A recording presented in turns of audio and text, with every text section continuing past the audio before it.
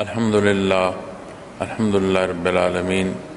والصلاة والسلام علی حبیبہ محمد وآلہ وصحبہ اجمعین،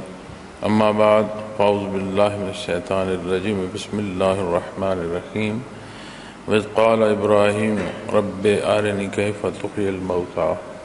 اللهم سبحانك لا علم لنا إلا ما علمتنا إنك أنت العليم الحكيم مولا يا صل وسلم دائما أبدا على حبيبك من زانت به الأسر۔ معزز سامعین کرام، السلام علیکم ورحمۃ اللہ وبرکاتہ۔ ارشاد باری تعالیٰ ہے، اور جب ابراہیم علیہ السلام نے کہا اے میرے پروردگار، آپ مردوں کو کیسے زندہ کریں گے، مجھے دکھا دیجئے۔ معزز سامعین کرام، متصل یہ تین آیات ہیں، ایک یہ اس سے پیشتر اور اس سے پیشتر، یہ تین آیات ہیں جس میں تین واقعات بیان فرمائے گئے ہیں۔ دو واقعات میں حضرت ابراہیم علیہ السلام کا ذکر فرمایا گیا ہے، اور ایک واقعے میں حضرت عزیر علیہ السلام کا واقعہ بیان فرمایا گیا۔ ان تین آیات سے پیشتر جو حصہ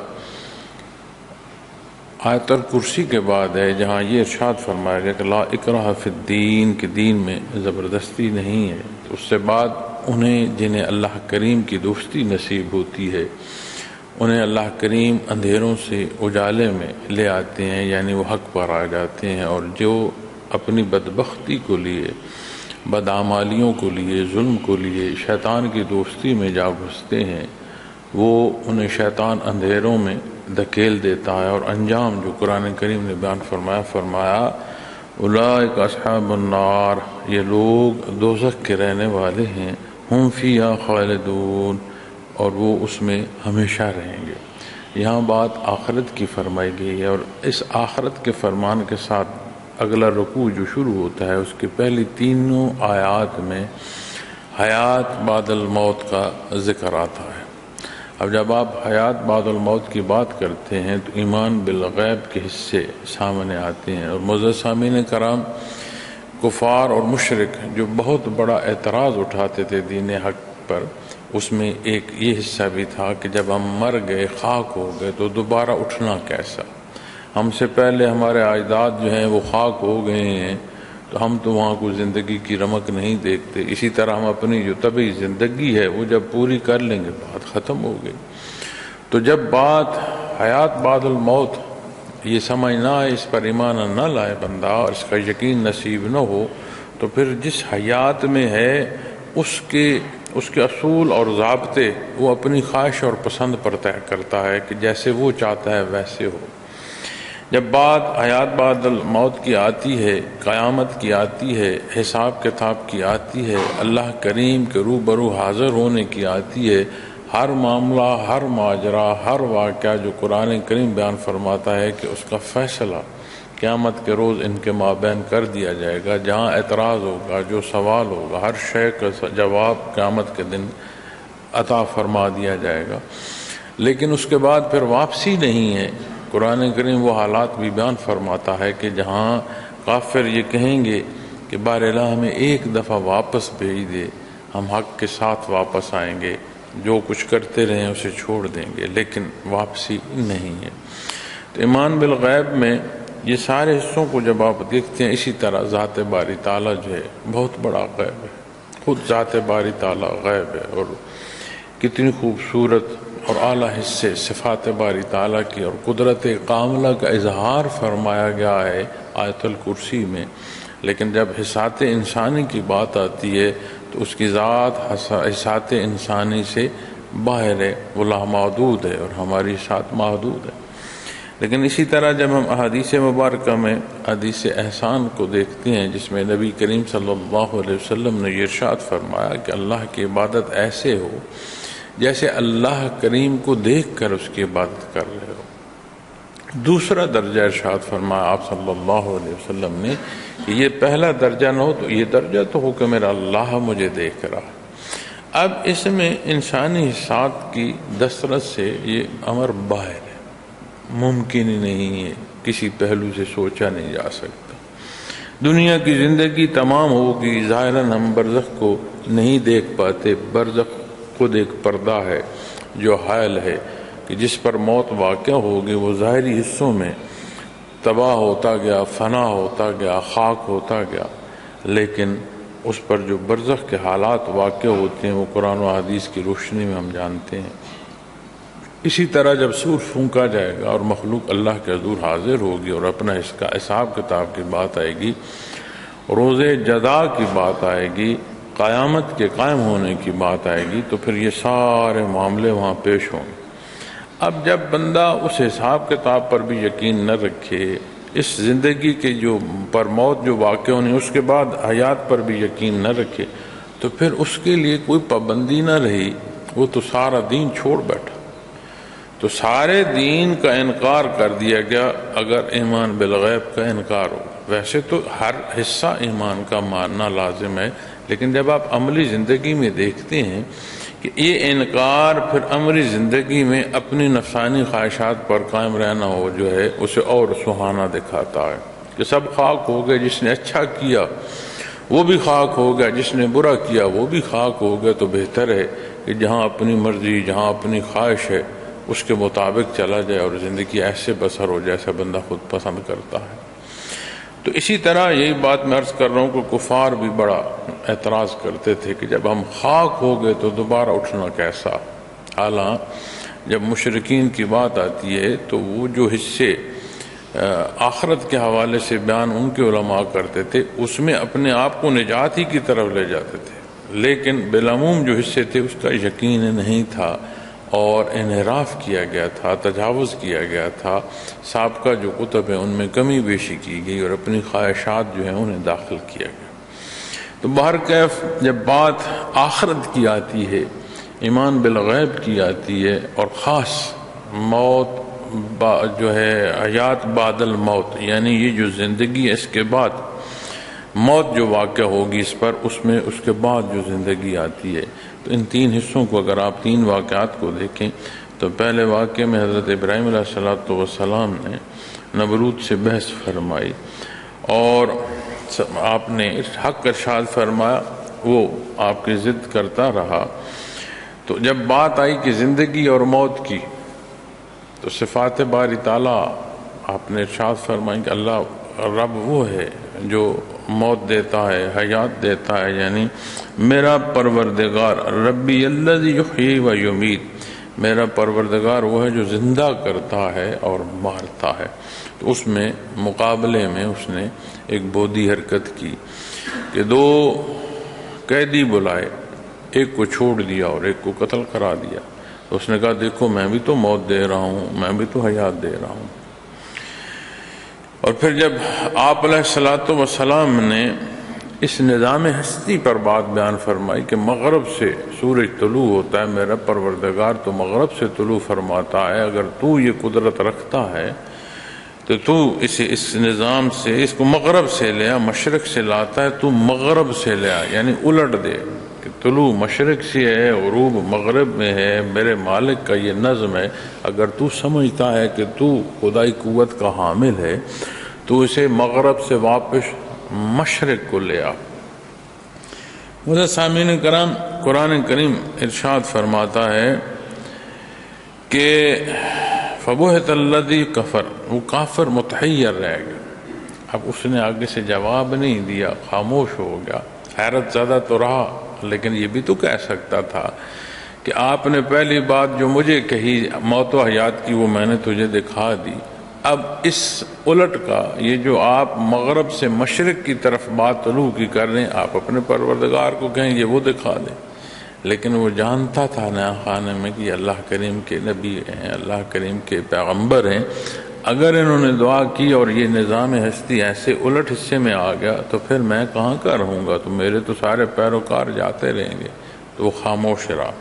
لیکن یہاں بھی بات موت و حیات کی آئی ہے۔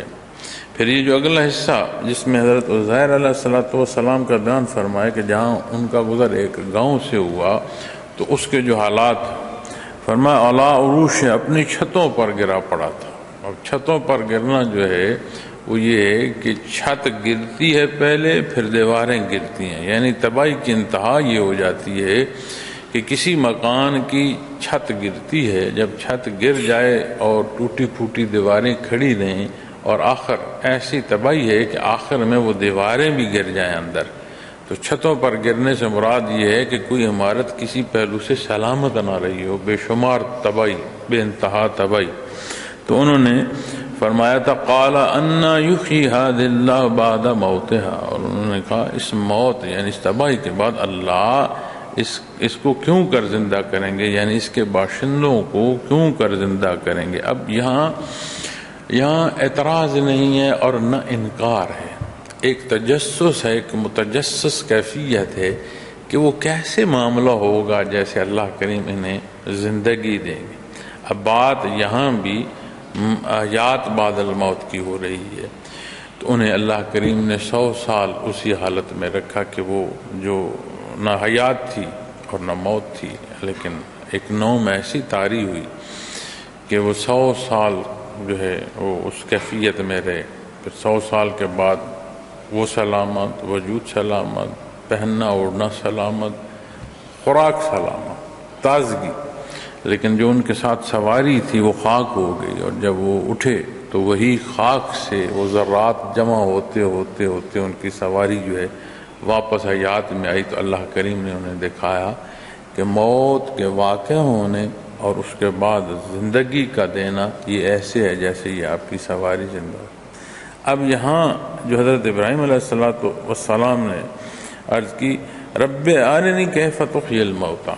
تو عرض کی اے میرے پروردگار آپ مردوں کو کیسے زندہ کریں گے، مجھے دکھا دیں. یہاں ایک طلب ہے، ایک استدعا ہے. اور رب اے میرے پروردگار، رب وہ ذات جو ہر ضرورت پوری فرماتی ہے. یہاں سے ایک احتیاج کا پہلو، ایک ضرورت کا پہلو، اور وہاں ایک متجسس کیفیت. اعتراض نہیں ہے، وہ بھی اللہ کے نبی ہیں، یہ بھی اللہ کے نبی ہیں. اللہ کے نبی اور رسول مخلوق کو حق کی تبلیغ فرماتے ہیں. یہ وہ ہستیاں ہیں جو مقرب ہستیاں اللہ نے چن لی ہیں، اور یہ معصوم ہوتے ہیں. اور یہ ان کا وہ ایمان جو اللہ انہیں درجہ عطا فرماتے ہیں، ساری مخلوق جمع ہو جائے غیر انبیاء کے، ساری مخلوق اور اعلیٰ درجوں تک بھی وہ پہنچ جائے تو ان کی جو جوتی کی خاک ہے اس کے برابر سوچنا بھی محال ہے. تو نہ وہاں انکار ہے اور نہ یہاں انکار ہے. وہاں عرض کی کیفیت ایک تجسس کی ہے کہ یہ کیسے ہوگا، اس کا جواب انہیں 100 سال اس کیفیت اور حال میں سے گزر کر نصیب ہوا. یہاں اللہ کریم کی عطا کے پہلوؤں کو پکارا گیا ہے. تو علماء کرام ان دو حصوں پر جو بحث فرماتی ہیں، دعا کے معنوں میں، مانگنے کے معنوں میں، اللہ کے حضور ارزاں ہونے کے معنوں میں، وہ یہ فرماتے ہیں کہ اپنے الفاظ کا چناؤ رکھا جائے کہ یہ کیفیت اور حال کی اس کی طرف سے عطا ہے، اور اپنی جو کمائیگی اور اپنی جو کمزوری ہے اس کا احساس رکھتے ہوئے کہ یہاں طلب عطا وہاں ہے، اور اس کے انداز کو انتہائی محتاط رکھا جائے. کیونکہ وہاں بھی جو تجسس ہے وہ یہ ہے کہ اللہ قادر مطلق ہیں، اللہ کے نبی ہیں، مخلوق کو حق کی دعوت دے رہے ہیں. تو یہ تو نہیں کہ وہ انکار کر رہے ہیں، لیکن وہ تجسس کی ہے کہ عمل کیسے ہوگا. اب یہ بات اور ہے، اور اے میرے اللہ مجھے دکھا دے، یہ بات اور ہے. حالانکہ معاملہ دونوں جگہوں پر ایک ہی ہے،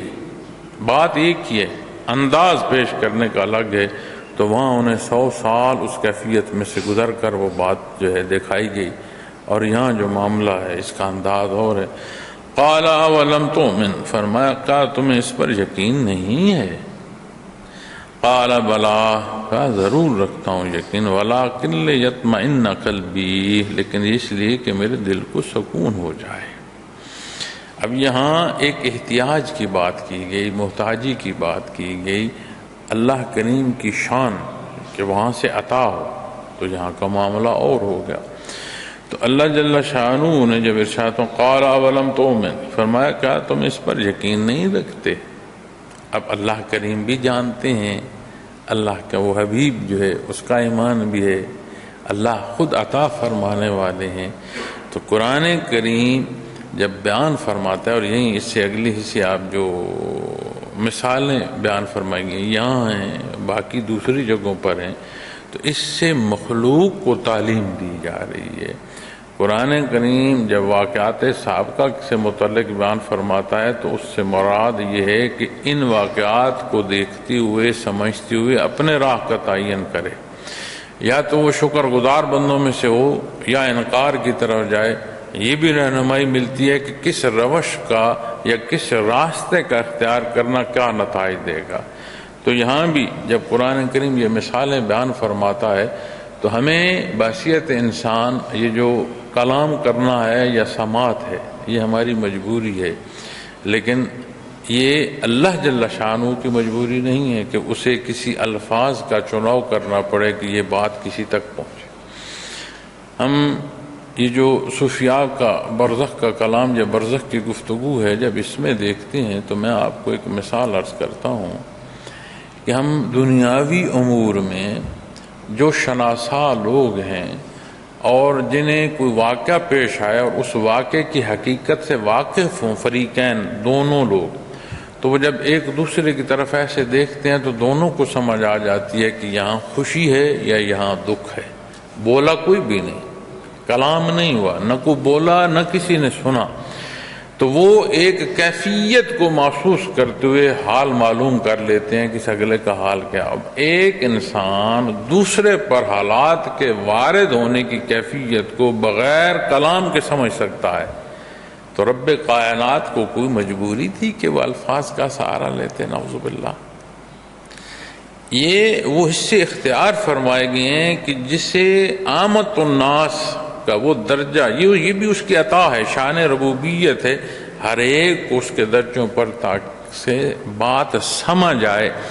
کل وہ اللہ کے حضور یہ نہ کہہ پائے گا کہ یا اللہ بات تو میرے سر سے گزر گئی، میں تو سمجھ ہی نہیں پایا، تو میں عمل کیسے کرتا۔ اللہ کریم نے حق عطا فرمایا، پھر حق کا پہنچنا سہل اور آسان فرمایا تاکہ ہر کوئی حاصل کر سکے۔ اسی طرح جب بات میں نے ابتداً برزخ کے حالات اور صوفیاء کی تو یہ معاملہ کئی دفعہ دیکھنے میں بھی آیا اور بارہ واقعات میں بھی ملتا ہے، پڑھنے میں بھی، کہ ضروری نہیں کہ صاحب کلام اور جو عرض کر رہا ہے دونوں ایک ہی زبان کے حامل۔ صاحب برزخ جانے کون سی زبان بولتی ہیں اور جو پیش ہو رہا ہے یا عرض کر رہا ہے جانے وہ کون سی زبان بولتا ہے، لیکن وہ کیفیت جو عین ہے وہ منتقل ہو جاتی ہے دوسرے تک بغیر بولے بغیر سنے۔ اللہ کریم غفور الرحیم ہے، وہ فرماتا ہے کہ تمہیں عربی زبان میں قرآن عطا فرمایا تاکہ تم سمجھ سکو، تمہارے لیے سمجھنا آسان ہو۔ یہ قرآن کریم کی آیات ہے۔ اسی طرح جب واقعات کی بات آتی ہے اور جیسے یہاں ارشاد فرمایا قال ولم تؤمن، کیا فرمایا کیا تم اس پر یقین نہیں رکھتے؟ قال بلا، کہا ضرور رکھتا ہوں، کیوں نہیں میرے مالک رکھتا۔ اب حضرت ابراہیم علیہ السلام کو بھی حیات بعد الموت پر ایمان ہے اور یقین ہے کلی طور پر، اور اللہ کریم بھی جانتے ہیں، اس کی ذات علیم ہے کہ یہ جو عرض کر رہے ہیں یہ ایک دعا ہے، ایک استدعا ہے، یہ انکار تو نہیں۔ قال ولم تؤمن، فرمایا کیا تم اس پر یقین نہیں رکھتے؟ قرآن کریم کی یہ شان ہے، اور آیت میں ہی فرمایا گیا کہ نہ کچھ ہے اس میں پہلے سے داخل ہو سکتی ہے اور نہ کوئی آخر سے، اس کی کوئی نفی نہیں کر سکتا، کوئی انکار نہیں کر سکتا، کوئی مداخلت نہیں کر سکتا، اس کے ثانی اس کے مقابل کوئی شے نہیں لا سکتا۔ تو وہاں جہاں نفاق ہے اس کا بھی تدارک فرما دیا گیا کہ بات اعتراضاً نہیں ہے، ایک طالب ایک کیفیت اور حال کی جو ہے شناسائی، اس میں ایک ترقی درکار ہے، اس کا اقرار جو ہے اس کے اقرار میں ایک کیفیت، جیسے وَلَٰكِن لِيَطْمَئِنَّ قَلْبِي، ایک سکون درکار ہے، ایک کیفیت کا مستحکم اور اس کی ترقی درکار ہے۔ اب جہاں مخلوق کو دعوت حق دی جا رہی ہے وہاں اس کیفیت کا دیکھ کر، اس حال کو اپنے سامنے وارد ہوتا دیکھ کر، پھر جب بندہ کسی کو وہ بات پہنچاتا ہے تو کتنی مضبوط ہوتی ہے۔ اللہ کریم جانتے ہیں. قال ولم تؤمن، فرمایا کیا تم اس پر یقین نہیں رکھتے؟ قال بلا،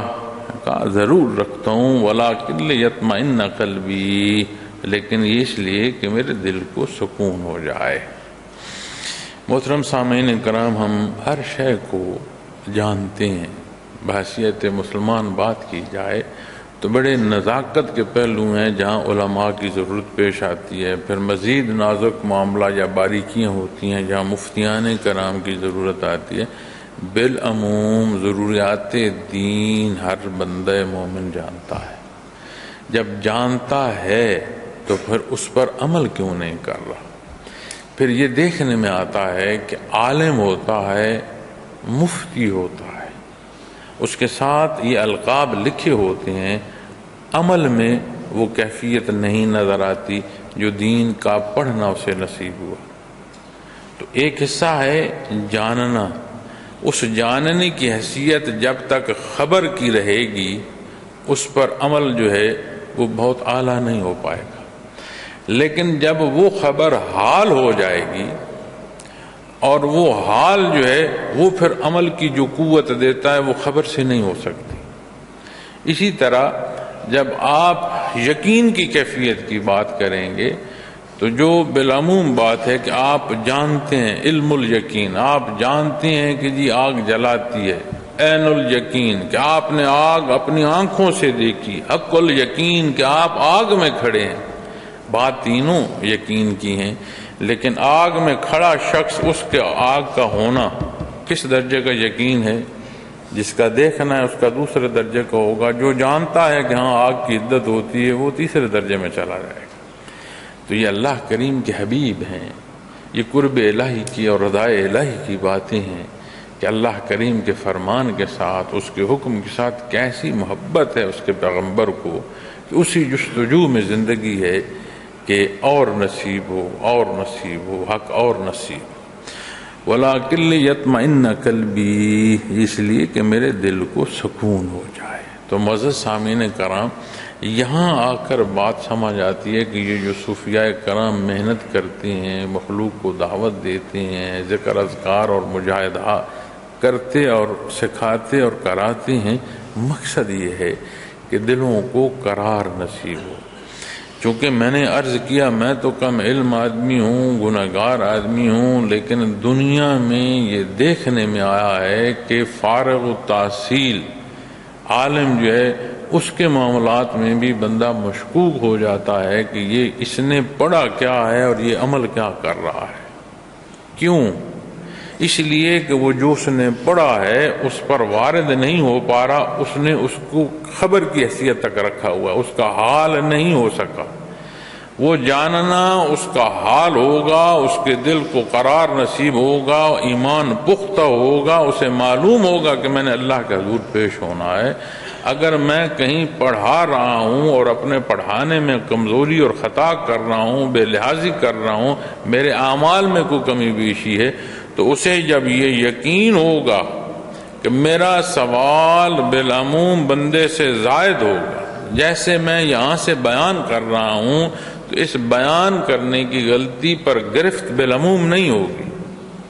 باقی کسی کی غلطی سے زائد ہوگی، اس لیے کہ میں مخاطب کر رہا ہوں، لوگ سماعت کر رہے ہیں، تو ان تک بات کے پہنچانے میں جو غلطی ہے کسی کی ذاتی حیثیت کی غلطی کا معاملہ اور ہوگا، اور اس پر اجتماعی غلطی کا حصہ وارد ہوگا، اس کی سزا زیادہ ہو جائے گی. اسی طرح دین کا جو جاننا، ضروریات دین کا جاننا ہر ایک پر لازم ہے. اس جاننے کے مطابق عمل نہیں ہوگا تو جو جتنا جانتا ہے، جتنا علم حاصل کیا، اس کے مطابق پھر اس پر سوال بڑھتا چلا جائے گا. تو یہاں یہ کیفیت اور حال نصیب ہو رہا ہے، یہ تعلیم عطا فرمائی جا رہی ہے کہ وَلَٰكِن لِيَطْمَئِنَّ قَلْبِي، کہ دل کو سکون پائے. تو جہاں دین کی بات آئے گی محترم سامعین کرام تو کوئی اضافی شے نہیں. ہم نماز پڑھتے ہیں، سب سے بڑا فریضہ ہے، اللہ خالص ادائیگی کی توفیق عطا. پھر سنت کی بات آتی ہے فرائض کے بعد، پھر نفل کی بات. اب نفل اکثر پڑھے بھی جاتے ہیں، بعض دفعہ چھوڑ بھی دیے جاتے ہیں کہ مصروف ہیں، وقت تھوڑا ہے، فرض ادا ہو گیا، سنت پڑھ لی، موقدہ ہو گئی، چلے. لیکن معزز سامعین کرام، جب نوافل کی کیفیت اور شرف قبولیت حدیث شریف میں آپ دیکھتے ہیں نا، اللہ جل شانہ ارشاد فرماتا ہے حدیث قدسی میں کہ میرا بندہ فرائض کی تکمیل کے بعد جب نفلی عبادت اس کے قرب کو کرتا ہے، اس کی رضا کو کرتا ہے، تو اللہ کریم فرماتے ہیں میں اس کی زبان ہو جاتا ہوں، آنکھ کان ہاتھ پاؤں ہو جاتا ہوں، یعنی اس کا ظاہر اور باطن ویسا ہوتا ہے جیسے اللہ کی رضا ہے، وہ امور سر انجام دیتا ہے جو اللہ کو پسند ہے، اور وہ شے سے وہ نفرت کر دیتا ہے، دور ہو جاتا ہے جو عند اللہ ناپسندیدہ ہے۔ اب یہ اس کیفیت اور حال پر بیان فرمایا گیا کہ جو ذمہ داری فرائض کی صورت میں اس کی تکمیل کرتے ہوئے پھر اللہ کے قرب میں اس کی تڑپ جو ہے اسے نفلی عبادات اور مجاہدات پر پہنچاتی ہے، تو یہ اسے مقام نصیب ہوتا ہے۔ تو دین اسلام میں کوئی شے زائد نہیں چاہے جائے کہ بندہ اللہ کی یاد کو زائد حصوں میں کہہ دے کہ یہ کوئی اضافی شے نہیں، یا تو کوئی شے دین ہے یا تو کوئی شے بے دینی میں چلی جائے گی۔ دین ہے الحمدللہ اختیار کیا ہے، بے دینی ہے اللہ بچائے، اللہ معاف فرمائے کہ بندہ بے دینی سے بچ جائے۔ تو جب بات دلوں کی آئے گی، اطمینان اور قرار کی آئے گی، ایمان کی پختگی کی آئے گی، تو پھر سمجھ آتی ہے کہ خبر کا حال ہونا اس کے لیے پھر یہاں کا معاملہ اور ماجرا درکار ہو۔ اس سے مراد یہ نہیں ہوتا کہ کوئی عالم اگر دین کی اہمیت بیان کر رہا ہو اس سے اس کی علمیت جو ہے اسے زیر بحث لانا ہے، یا اس کا خود کا بڑا عالم ہونا بیان کرنا ہے، یا اس ہی سے علم حاصل کیا جائے، اس کا مقصد یہ ہے، وہ یہ نہیں ہوتا۔ اس کا مقصد ہوتا ہے کہ دین کی طرف رغبت جو ہے وہ مخلوق حاصل کرے۔ اسی طرح جب بات کیفیات قلبی کی ہوتی ہے تو اس سے مراد یہ نہیں ہے کہ جہاں بیان ہو رہا ہے کہ وہی سلسلے کی بات ہو، وہی شخص کی بات ہو، یا کلی معنوں میں کسی ایک شخص کی ذات کی بات ہو رہی ہے، نہیں، اس کیفیت اور حال کی بات ہو رہی ہے۔ اور اکثر لوگ سوال کرتے ہیں کہ اس کیفیت اور حال کو میں کہاں سے حاصل کروں، کیسے حاصل کروں؟ اور میں سادہ سا جواب دیتا ہوں، میں کہتا ہوں محترم اپنے اللہ سے مانگو۔ جب صدق سے اپنے اللہ سے مانگو گے تو تمہاری دعا رائگان نہیں جائے گی۔ کیسے ملنا ہے، کہاں سے ملنا ہے، کیا نسبت ہوگی، یہ تیری فکر کی ضرورت نہیں ہے، یہ اللہ کریم عطا فرما دیتے ہیں۔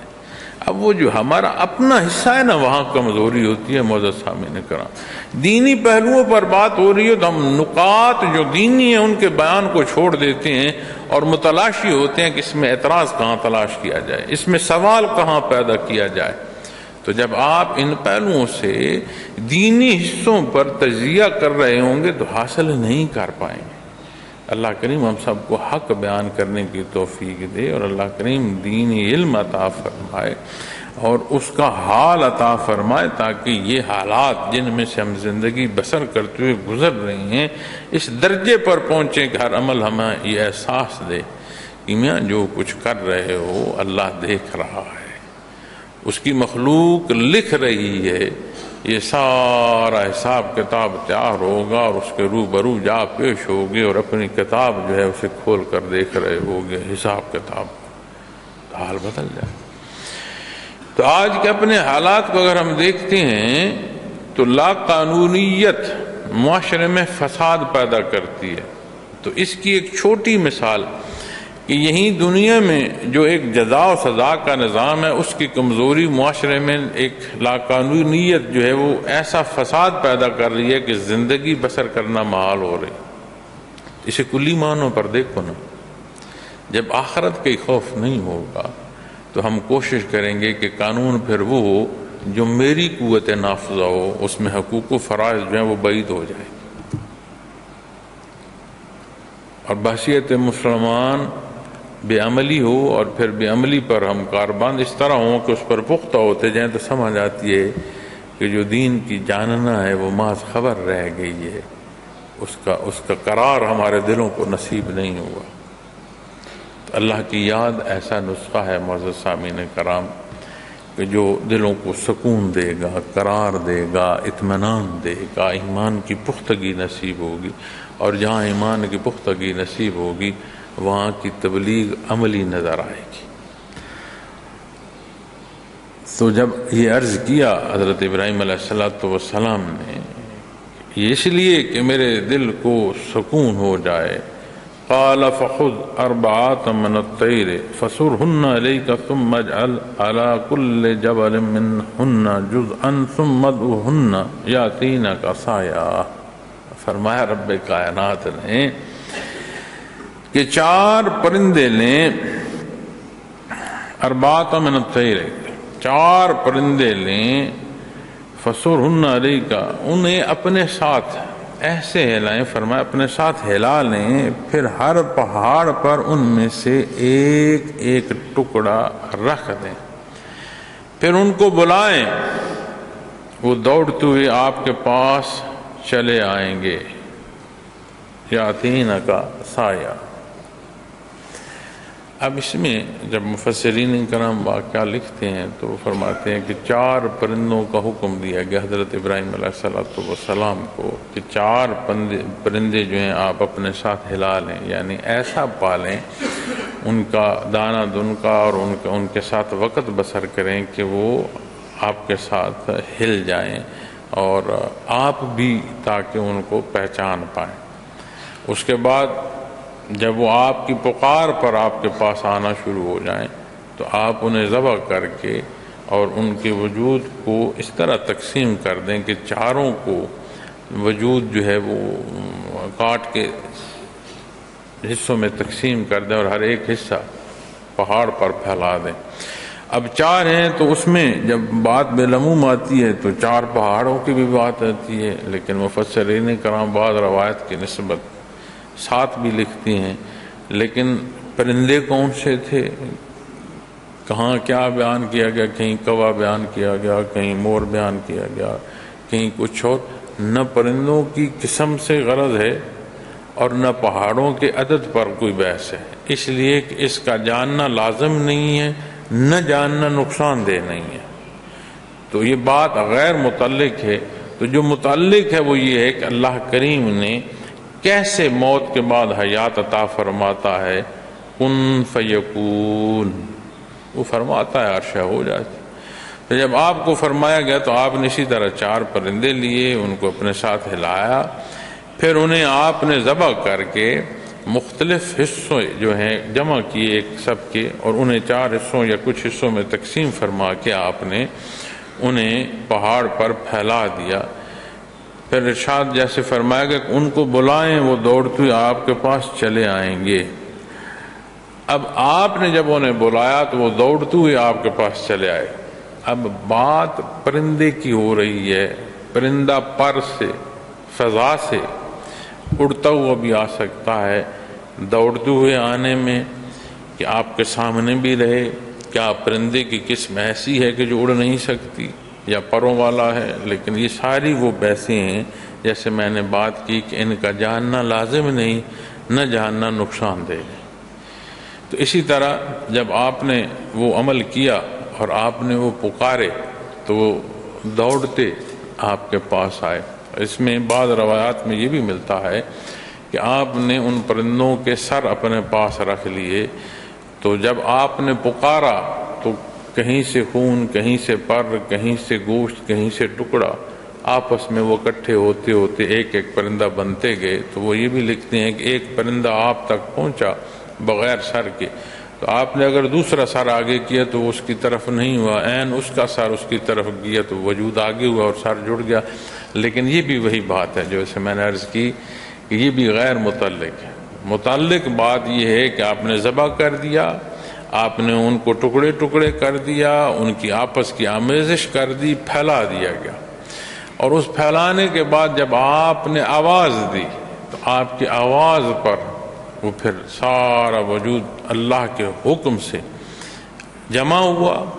اور وہ جمع ہو کر پوری حیات کے ساتھ جیسے پہلے تھے آپ کے پاس پہنچا۔ اس کا وہ انس جو آپ علیہ السلام سے تھا، آپ کی وہ پہچان جو آپ نے ان کو پالنے میں حاصل کی، چونکہ عام جاتے ہیں نا ریوڑ دیکھتے ہیں تو ہمیں سب بکریاں ایک طرح کی لگ رہی ہوتی ہیں، سب بھیڑیں ایک طرح کی لگ رہی ہوتی ہیں، لیکن جو ذمہ دار ہے اس سے پوچھو تو وہ ایک ایک آپ کو الگ کر کے بتائے گا، ہم نہیں پہچان پا رہے ہوں۔ لیکن جب آپ کے ساتھ ان کا عرصہ اور وقت بسر ہوا تو آپ کی بھی وہ پہچان پرندوں کی نسبت کی عین وہی پرندے ہیں، کوئی دوسرا پرندہ نہیں ہے، اور انہیں وہ انس جو آپ کی آواز سے اللہ نے عطا فرمایا، اس پکار کا اثر ایک ایک ذرے تک چلتا چلا گیا۔ اب محترم سامعین کرام، اس واقعے کے نزول میں بھی روایات ملتی ہیں، جن میں سے ایک یہ بھی ہے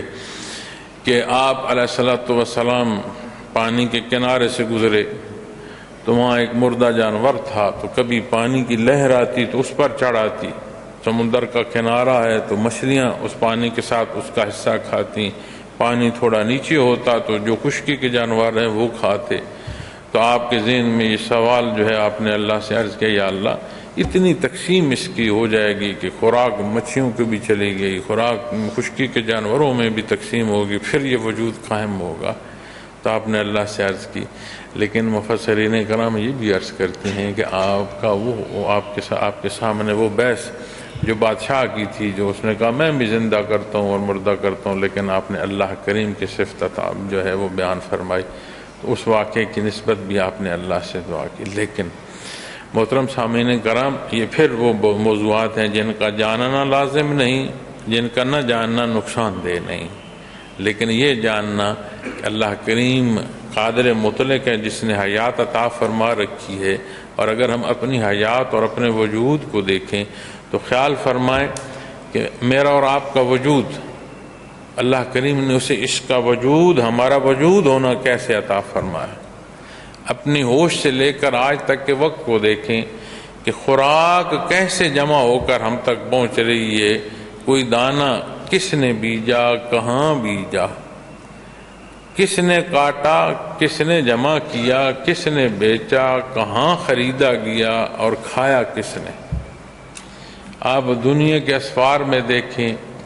اس فضا کی سانسوں کی تقسیم دیکھیں،